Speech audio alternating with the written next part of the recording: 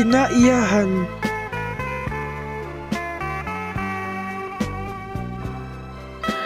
Niadtong kahoy nga akong gipahulayan, may palibot matahom nga mga kabulakan, ang mga gihay sa mga buyog gipanibaan, ug tinayog sa mabugnaw huyuhoy sa kahanginan.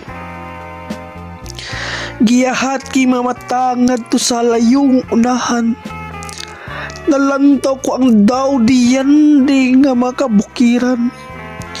Hinadla sa mapahimong perlas sa kapanganuran, o sinabulakan sa daw parnasong kahayag sa kalibutan. Gianinaw ko ang mamingaw dapit sa kalasangan, din binatugan sa gidayang bulok sa kalanggaman. Naglaylay sa luma ang harining hudis sa kalipay, taliwala sa kamalinawon uban sa way kinatubang panghayhay.